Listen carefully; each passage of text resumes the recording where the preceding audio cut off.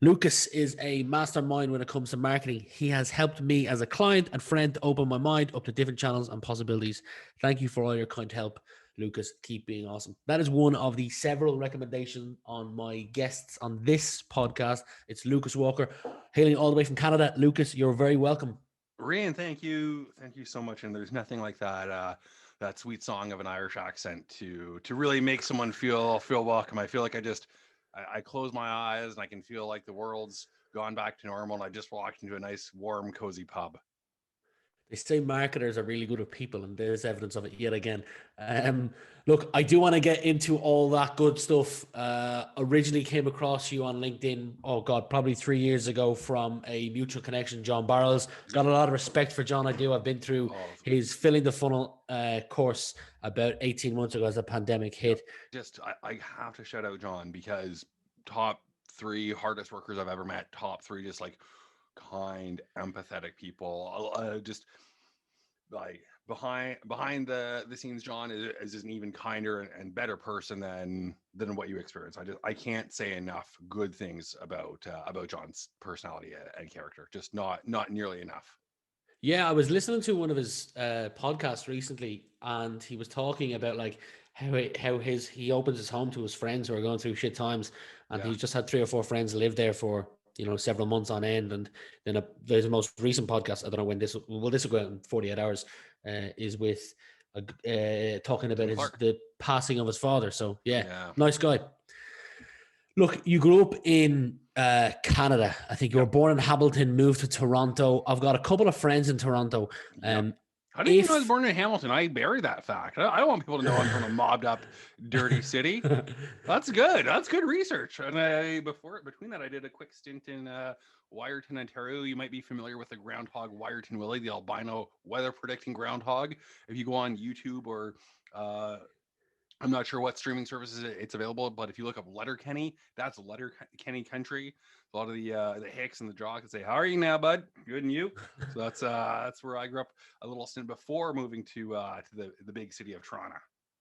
well, the one thing I know about Toronto is having FaceTime several friends there Mhm. is the nightmare of the 401 motorway.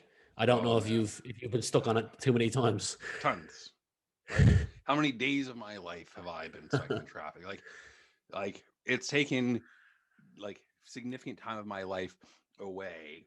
And just if you added up all the time I've been sitting in traffic in the 401, let's say I die on a certain date, hopefully many years from now, but you could subtract the time I spent on the 401 and it would significantly Years. alter the date. Yeah. Yeah. Yeah.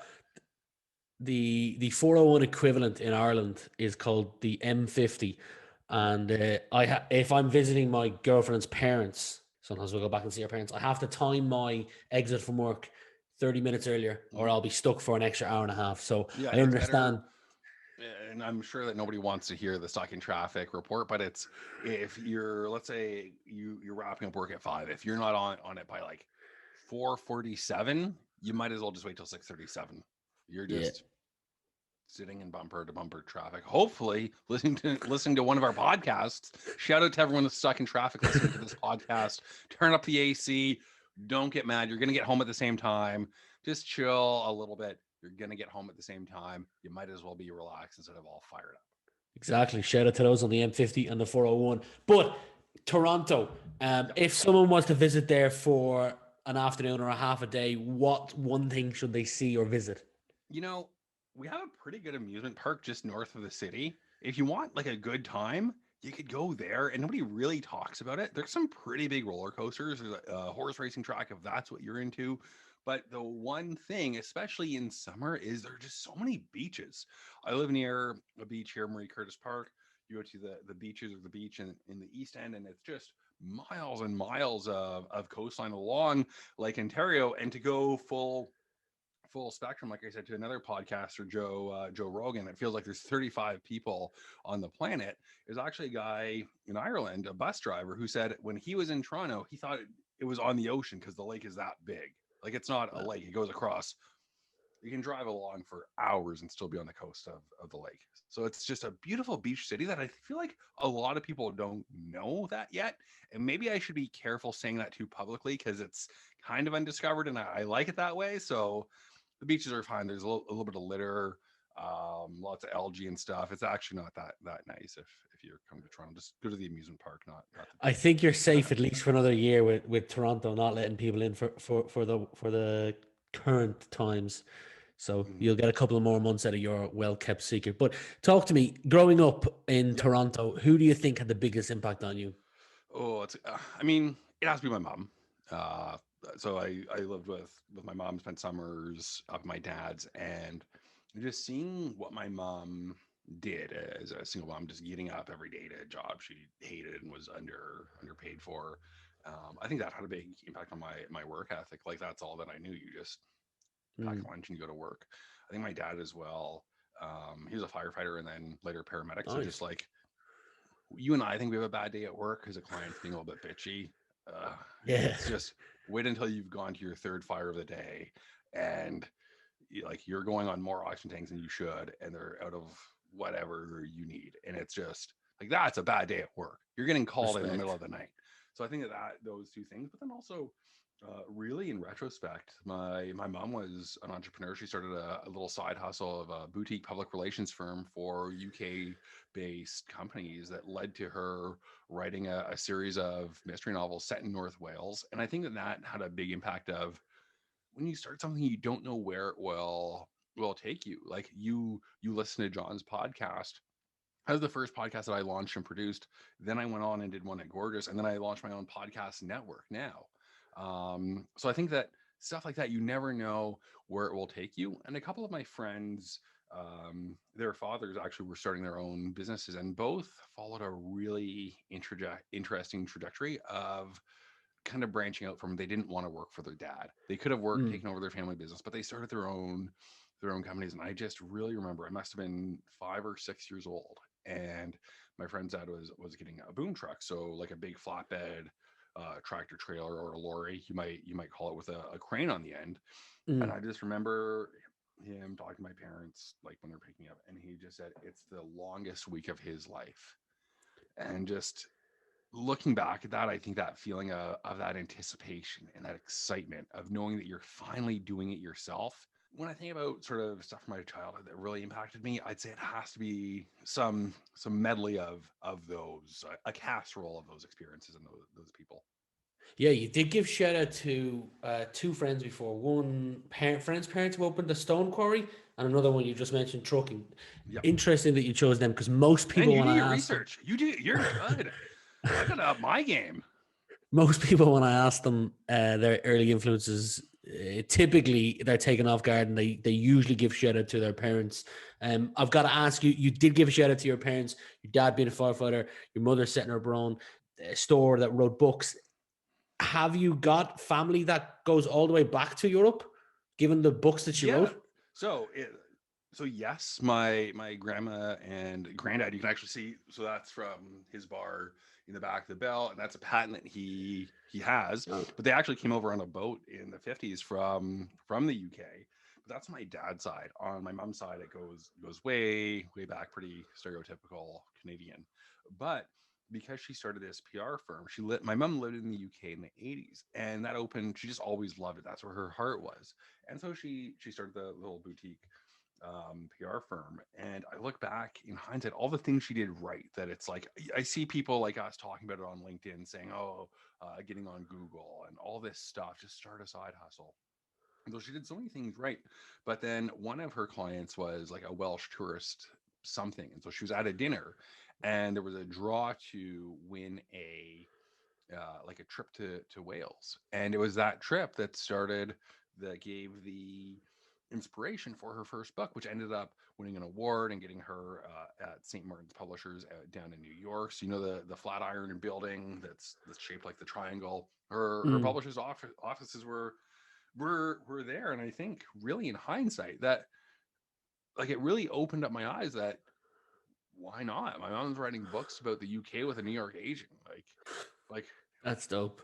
borders are kind of like a figment of our imagination. It's nothing stopping you from going as big as you think is possible. You can even go even bigger. You're talking about your mom writing books in Wales or based on Wales, and Yep. you're in Canada.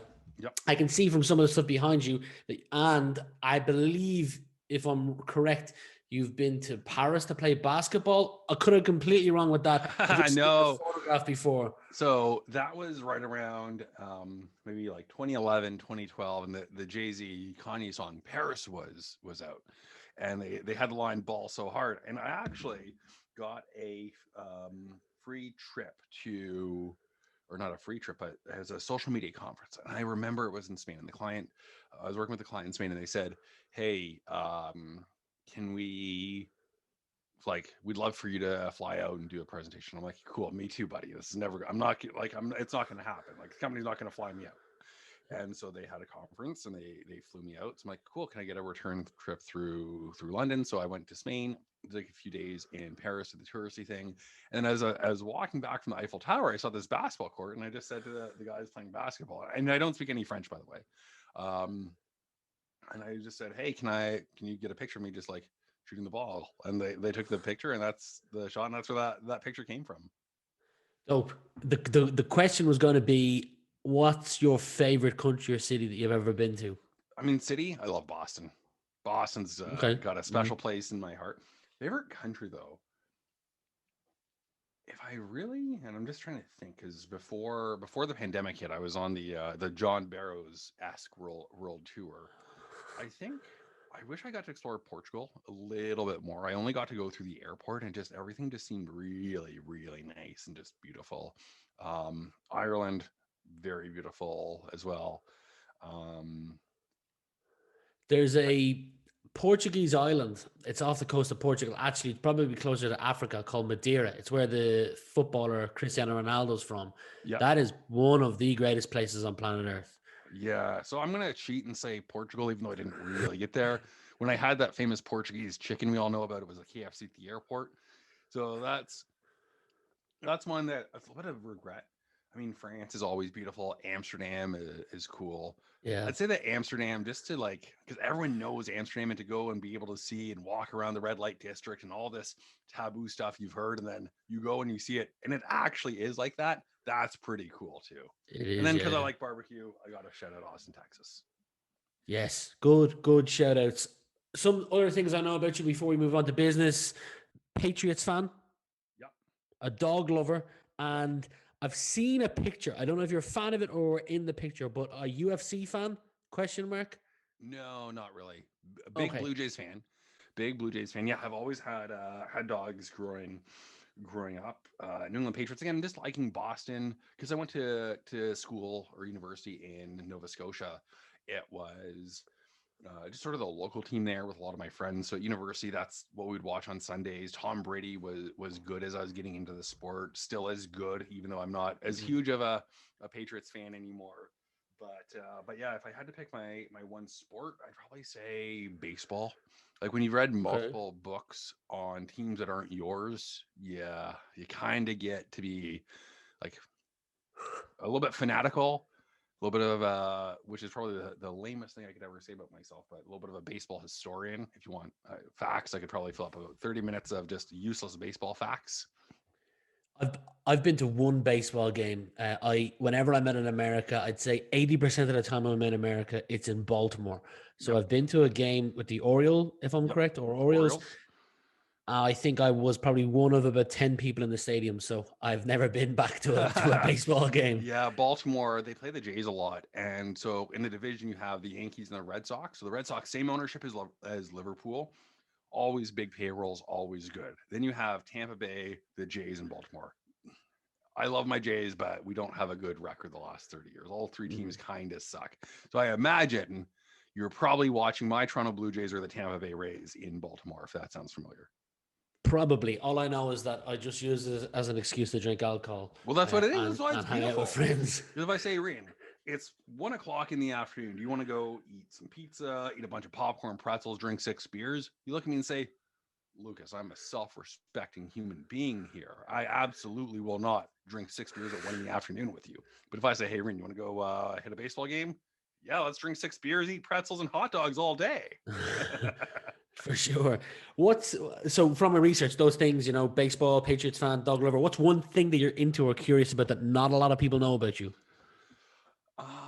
I'd say I was into it, but my pandemic hobby, just cooking. Like I've turned into Gordon Ramsay for better or for worse over the pandemic. So just really, yeah, I don't have my books up here, but when going back to just sort of what are you reading? I've got a stack of like meat books about this big, if you can Oh, see it. So just really meat barbecue. I've downgraded to only having 4 barbecues now. Um, but I think that just my love of food is probably one of my biggest passions that I've never really shared too publicly, or at least on the creation side of things. So I'd say that, and oddly enough, to maybe segue into some of the stuff, I think podcasts as well. I probably got 7 minutes of material on why I think podcasts are the greatest medium. well, tell me. We'll skip the other question. Why do you think podcasts are the greatest medium? Oh, I'm so glad that you asked. But they're portable, so you can really listen to them anywhere. They're easy to get started, and when you remove the visual element of just a conversation, people tell stories. Like the time I had the cops looking for me in Dublin, you kind of your imagination goes wild, and Yeah. so you have a little bit of that theater of mind. And from a marketing standpoint, they last. They have a good shelf life, and so you can create a podcast and it'll last for 2 years. You can turn it into a blog post, a video, all kinds of social media posts from 1 hour long recording. You can get a lot of yield out of that. So to go back to cooking, if you've ever seen Gordon Ramsay dice an onion, there's such little waste and it's such a versatile um, product. And that's like how podcasts are. You can just get so much out of it. It opens doors to meet. No customer wants to do a case study, but they'll come on your podcast. And if I was Yeah. a VP of marketing, like it boggles my mind that everyone's saying, "Oh, what's the ROI on podcast stuff?" You know what's more powerful than a case study? Hearing a customer with their own words talk about why they love your solution. Just have a podcast where you talk to customers, get feedback on different things, what they're doing, how they can help other customers, like a customer forum. It fosters that community, and just serve it up in the middle in your mid funnel content. It doesn't need to be a discovery tool. It can be something that you use mid funnel to unstick deals and just show, you know what, I thought, let's talk about one of my sponsors, since you mentioned Patriots. Tom Brady for TB12 uses ShipBob. People might think, oh, ShipBob, they're too big for me, or oh, they're only in the US. And then they hear one of their Australian customers talking about their fulfillment center on their podcast, and they say, oh, I didn't realize that I could do that. And it opens up the market for US expansion. And it just kind of gets that mindset going. Now, do you want to really start playing a little 3D chess here? Go for it. So, and this is, I've only ever really chatted about this with John and my magician friends. Are you familiar with Wow. NLP? Yes, I am. So, but nobody ever really talks about it. No. And if you think a third of the population is visual, they like to see things in charts. A third of the population is kinesthetic and likes to touch and feel things. But a third, when they hear it, it really resonates well. So if you have an audio companion to a long, boring diagram, like think about all your help documentation, rather than have to go through and search for it as I need it, I just put on the help documentation. I mean, I've got a pretty good voice. And so just imagine if you Yeah. had a customer talking about how they did something with the help documentation. That's going to really resonate with a third of your buyers. And when there's infinite supply, and like it's not an awareness problem for a lot of companies, it's a frequency problem, or it's something stuck and the customers are just stuck of the why they're not progressing forward in that deal. Well, maybe if you just give them the same information in a way that they're more receptive to, it converts. Yeah. You, at the very top of when you started talking, you talked about companies measuring the wrong ROI, or I think it was that they didn't see the ROI. Do you think that they're focused on downloads? And what I got from you was they're focusing on downloads rather than relationships in the initial stage. So I think that there are two things that companies get wrong. Is one is the just like say UTM tracking. People don't really click podcast links, but they hear it and they search it. So it will have an impact on branded search, but you don't. It's so hard to measure that if you know it's net positive, don't waste your time trying to measure it. Just do more of it. And that's backed by my. I sound so pretentious saying this. My mathematician friends who like they set promos for Cliff Bar, if promos work, don't worry if it should be a 6 cent discount or a 9 cent discount. As long as you're net positive on it, just crank it up and do what works best. Mm. But also downloads. Podcasts are just hard to measure. I'm working on a few things with rolled up to do, say, completion. You can have a ton of downloads, but that doesn't mean people listen to it. So just by getting creative with some of the ad roll markers to see what ads are being people listening to, but also are people making it through the whole podcast. If it's only a post roll promotion that fires at the end of each episode, you can see, well, how many times did this fire versus how many downloads did I have, and you can see your completion rate. So you can start to get creative with a few of the different solutions there to have much higher advanced analytics. And if you have a podcast that's 40 minutes of one of your customers just gloating about your software, like what else do you need to measure here? If that's not converting, it's not the podcast. It's something else that's on your end here. Yeah, for sure. You touched on I had a brain fart there. What was it?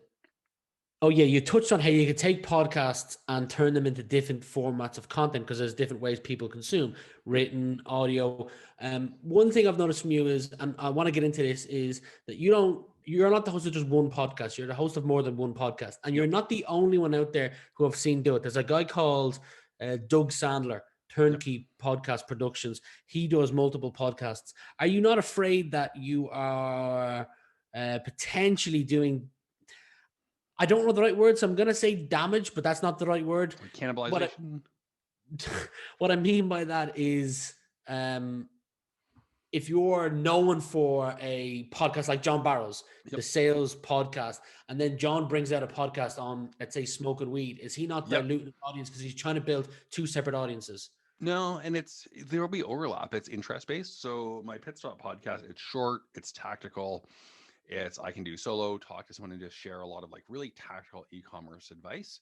Rolled up is a little bit more interesting in the sense of just very interesting conversations where more inspirational.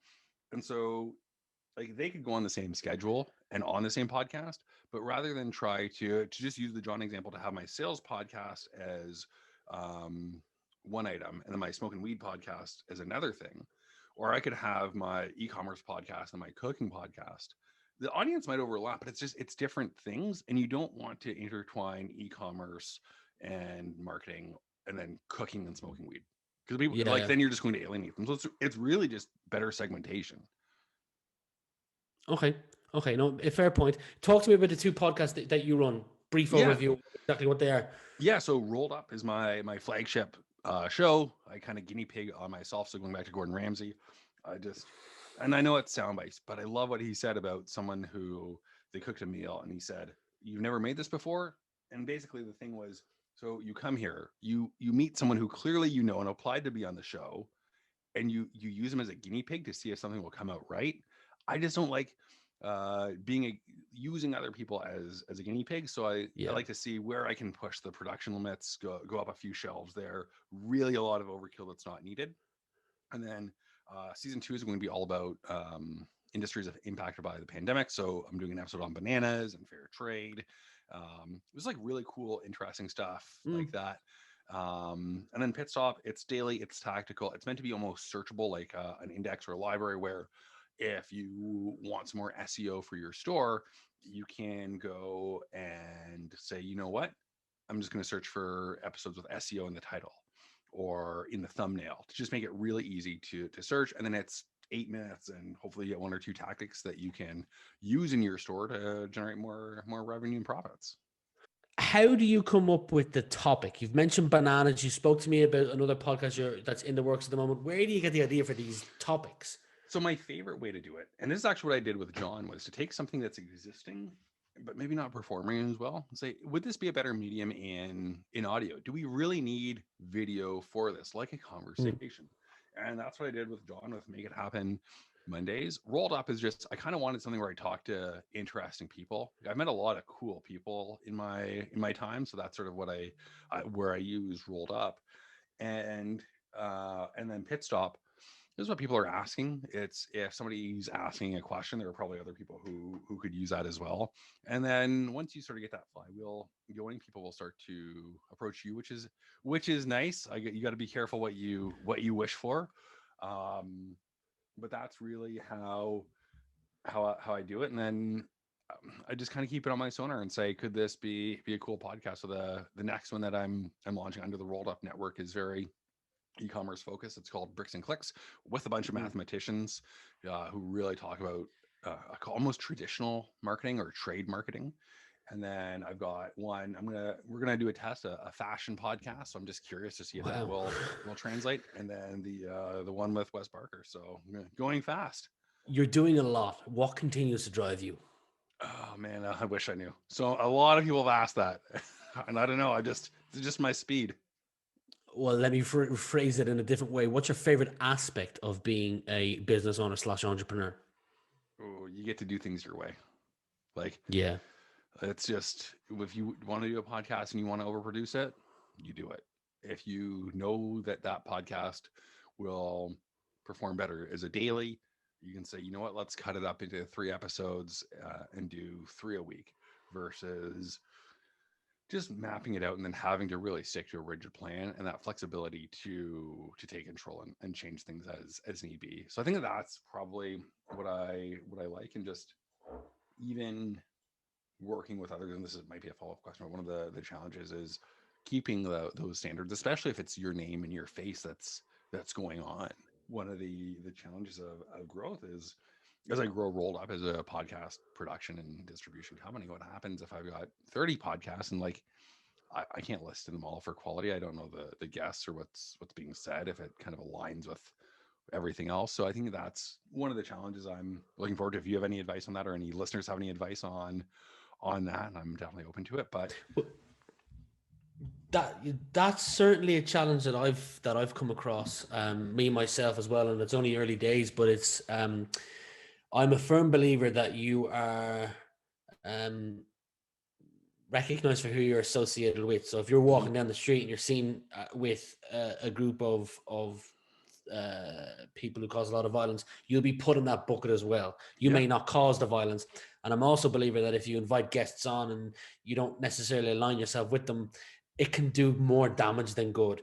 yeah, But when you put a request out to the network to look for guests, or you can not put requests out and avoid that completely, but what you can potentially not avoid is referrals. So you've got yep, a friend or a colleague who refers you and introduce you to someone, and when you look at them, you say, "This person does not make a good guest for my podcast."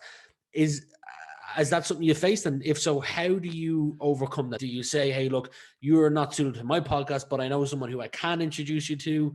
I usually The, just say no. I go sort of full Larry David. I got a really bad pitch yesterday, um, and like had nothing to really to do with like, it was just so vaguely connected. And then I just like, it was just weird and almost disrespectful. Like, if you're asking to come on the show, at least listen to a couple of episodes, yeah. really butter me up and say, hey, loved it, left a review.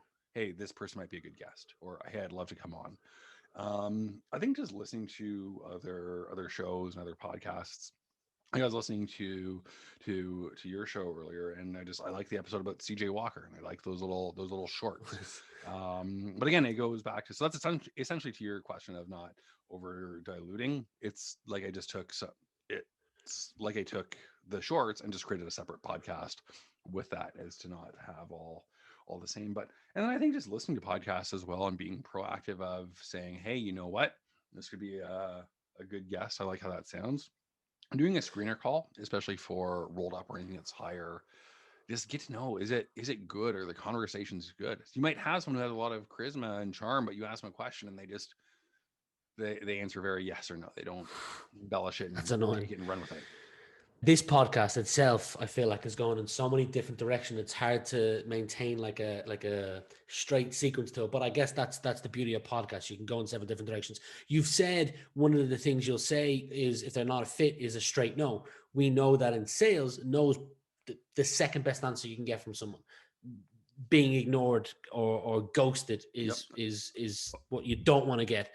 Yeah. You've worked with John for a bit in your past. Is sales something that you think everyone should, let's say, serve time working in? Oh, absolutely. Absolutely. I mean, I say sales and customer service, just anything that, like, talking to customers before and after they buy, it'll help you.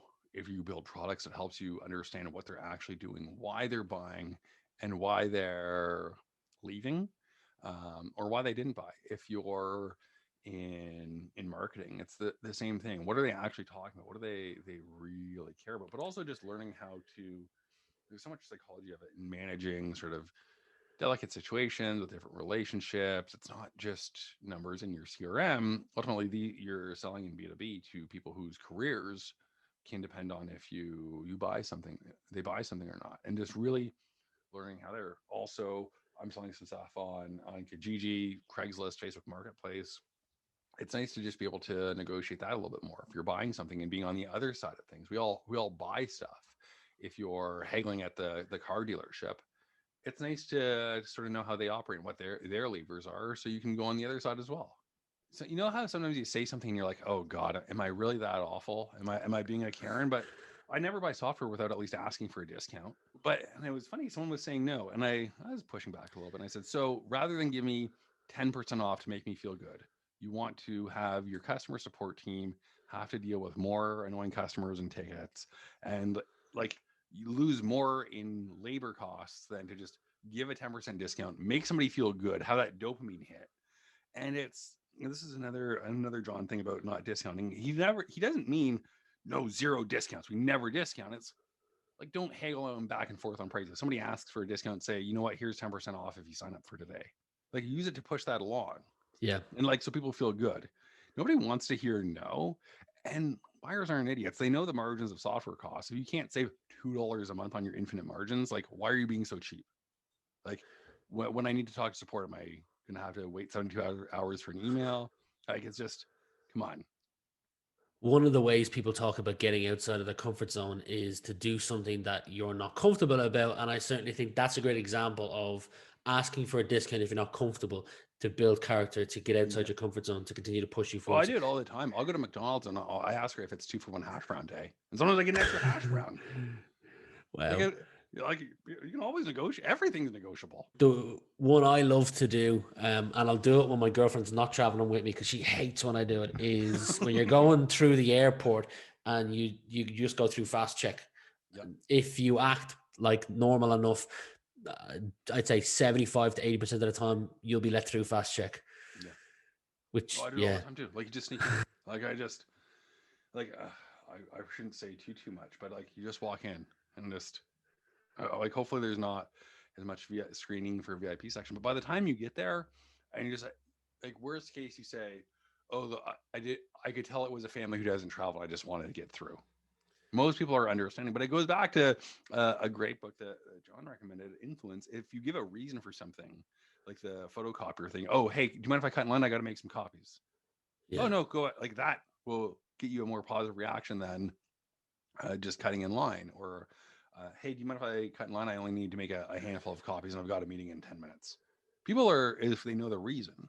So it's, like, I would do that all the time. Why does your girlfriend like waiting in line so much? She gets embarrassed and she likes to conform with what you're supposed to do. So I guess she just wants to stand in line and do what she's told to do. Whereas worst case scenario, I'm back in the same position that we were standing in. Best case scenario, I'm through and saving myself 20 minutes of standing in the queue. And just, and it's like, people in the fast queue, they know what they're doing. The other travelers, it's this and that. It's big, giant shampoo bottles. Have you not been on a flight in the last 20 years? Like, you can't do this. There are a million signs, dude. Yeah, no, for sure. Definitely annoying. The book, Influence, is that by Robert Cialdini? It is.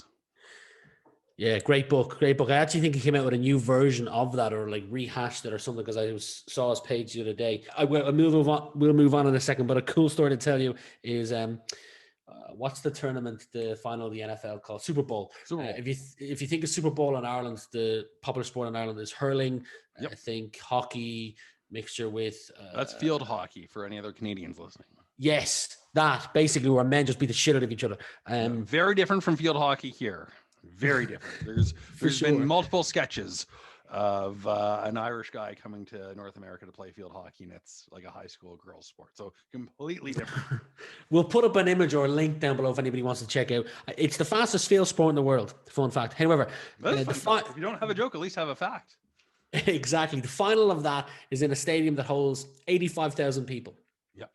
My father is a keen photographer outside of work, and he wanted to see, was it possible for a normal person to get in on the final day and take photographs on the pitch as a press photographer. So he printed off, went to a couple of matches, took pictures of the photographers, printed off jackets, walked in, got a wristband, knew the elevator, had sussed the whole thing out.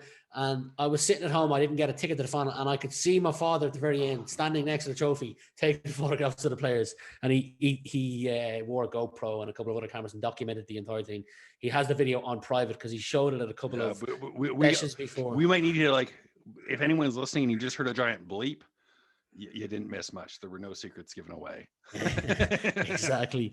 Something you've said before is that you don't work weekends. I don't hustle to get ahead on Monday. I plan my weeks out on Monday morning. I love this. Can you tell me why weekends are important to you? Well, I mean, one, you need time to do stuff. What's the point of hustling if you don't have a weekend? Like we're not working and making money to just keep working on weekends. I mean, I say it a little bit in jest as well, but just throughout the pandemic, it just like, and I'm a chronic workaholic. You don't be a serial entrepreneur without that, and it's almost that discipline to say no. So one is you just need time to do other stuff. Two is your ideas and everything becomes better when you recharge and incubate. If people have my cell phone number. If it's that much of an emergency that they're missing me, they can call me. I'm pretty liberal about it.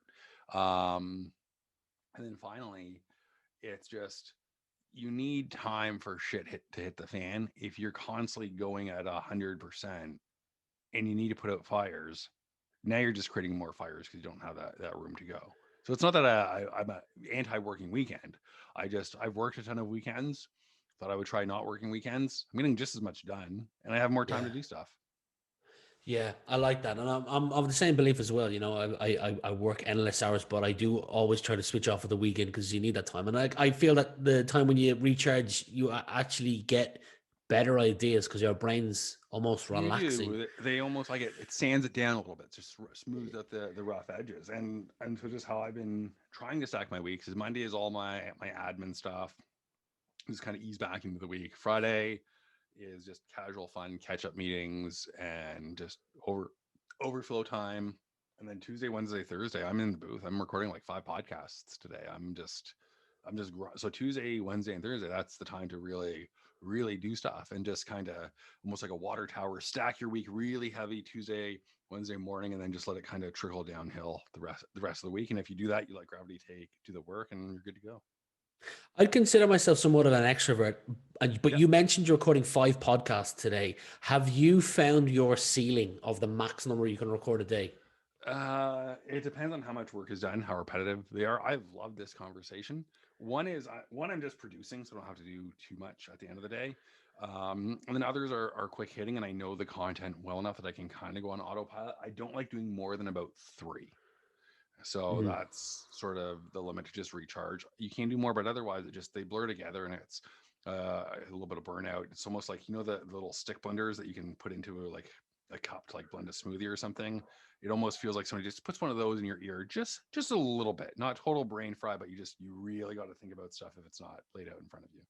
Yeah, absolutely. I did 6 and then I did 6 in one day. And at the end of it, I hosted a session for an hour and a half.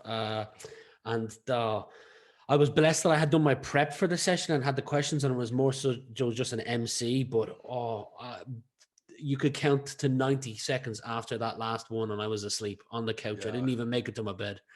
And but I think that goes back to the sales days. Like you make 40, 50 cold calls and then have a few meetings in the day. You're used to it. Yeah. Yeah. You've spoken about how you're a serial entrepreneur That's a true fact. Having looked you up, look, you've got an e-commerce business or certainly a YouTube channel that gives people advice or what not to do and what you should do. You've also got the dog treat business. You've got your podcast. Where do you get the inspiration or the ideas for these businesses? I think it's always I see something and I just kind of think like I can do it better. Like why isn't anyone else doing like your like why isn't anyone else doing it? That was with when I co-founded Vengage in 2012, one of the top 25 LinkedIn startups in Canada. It just seemed like, well, this is a no-brainer. Why is nobody else doing this? Like let's get this in more people's hands. With when I started Treats Happen, I just like it was just hard to buy quality pet products. Everything in retail stores was a pain. And then for with Rolled Up, nobody's really there's no B2B podcast networks out there.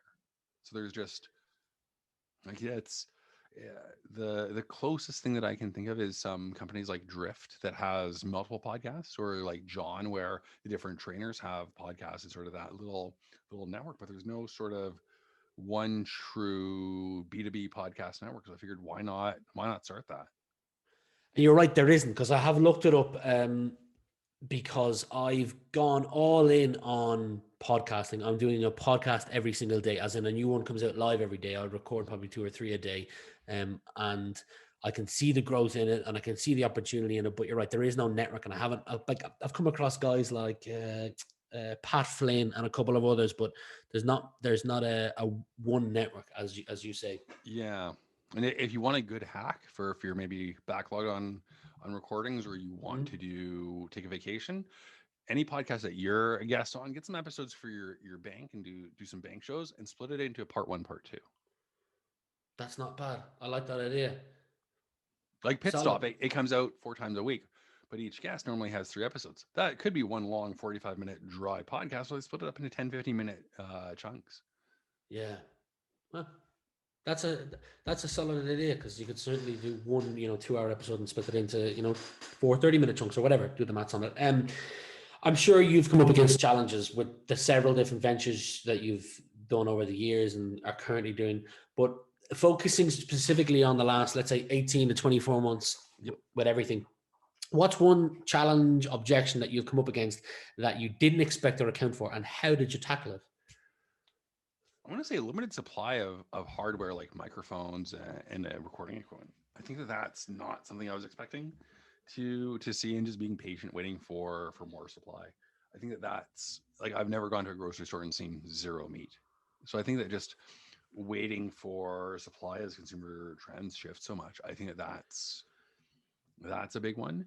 But also just having to be able to work remotely. Clear communication is more important than ever. Going back to some of the psychology of it, so much of what we say is nonverbal. Where if you're constantly on Slack or even video, it's not as good. Like I see your face, but I'm looking at the camera because I'm recording. So we're not really having that dialogue. I can't see if you're smiling and you want me to keep talking a little bit more. I can't see if you're looking tired and you want me to just shut the hell up.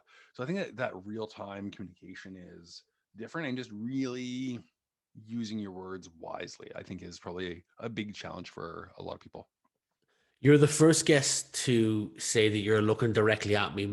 Every now and again, I'll take a look to see what the guest is looking at, Yep. and they're usually looking at their computer in the distance, out to the side. And I'll always try to look directly at the camera lens. Now, Yep. upstairs, we've got a studio with a teleprompter in it, and one thing we've done is we've put the video behind the teleprompter, so you can actually see kind of somewhat of the person. So you're looking at the person, but also looking at the camera, which I think is a genius hack. But unfortunately, I'm downstairs at the moment and Yeah. I have to look at the That's what I should do. camera. I've just got two final quick questions for you.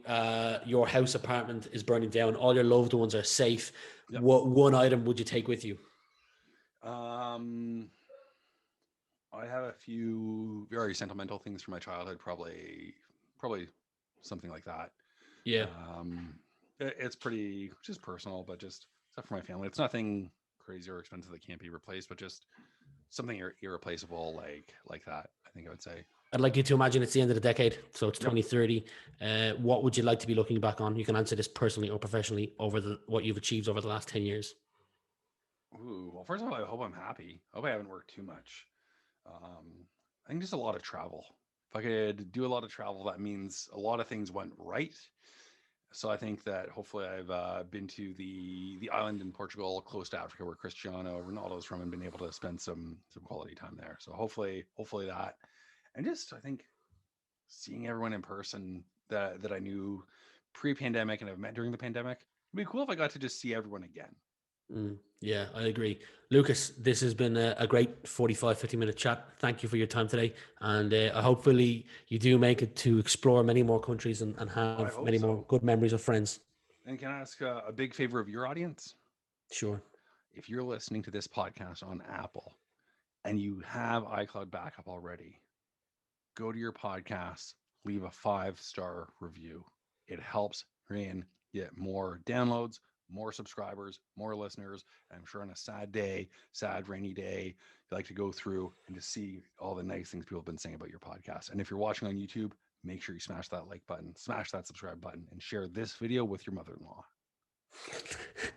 I didn't know you were going to end it like that. Legend. And likewise, I'll leave the link to your podcasts below and your LinkedIn page and your YouTube as well, where you talk about e-commerce advice. But for now, thank you for being my guest.